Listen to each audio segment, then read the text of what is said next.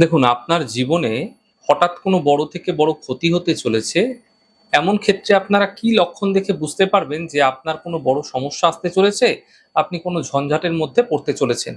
প্রথমত পুরুষ হোক অথবা নারী, যেই হোক না কেন, তাদের হাত থেকে যদি আয়না পড়ে যাচ্ছে, ভেঙে যাচ্ছে, কাঁচের কোনো বস্তু পড়ে গিয়ে ভেঙে যাচ্ছে, তাহলে জানবেন বড় কোনো সম্পর্কের অবনতি শীঘ্র ঘটতে চলেছে।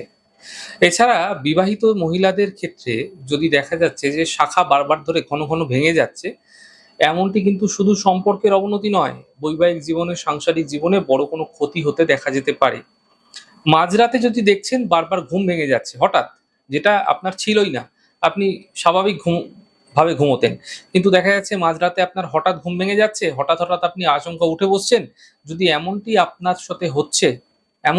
সাথে ঘটছে, তাহলে কর্মক্ষেত্রে আকস্মিক বাধা অবশ্যই আসতে পারে।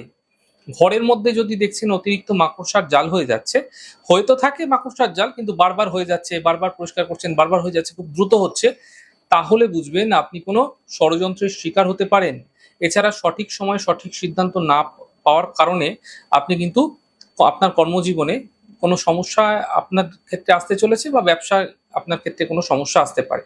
কোনো কারণ ছাড়াই ঘরের মধ্যে বাজে গন্ধ পাচ্ছেন, তাহলে জানবেন আপনার অগোচরে বা আপনার পিঠ পিছে কেউ আপনার ক্ষতি করে চলেছে, যা আপনি গুণাক্ষরেও টের পাচ্ছেন না। বিড়ালের কান্না আপনি শুনতে পাচ্ছেন, বিড়ালের কান্নার তো মোটেই শুভ নয়, ভালো সংকেত নয়। আকস্মিক কোনো অশুভ খবর আপনার কাছে আসতে চলেছে, এমনটি কিন্তু বুঝিয়ে থাকে। সোনার জিনিস যদি আপনার হারিয়ে যাচ্ছে, তাহলে জানবেন সন্তানের দিক থেকে কোনো বড় সমস্যা হতে পারে, অথবা অর্থনৈতিক সংকট আসতে দেখা যেতে পারে।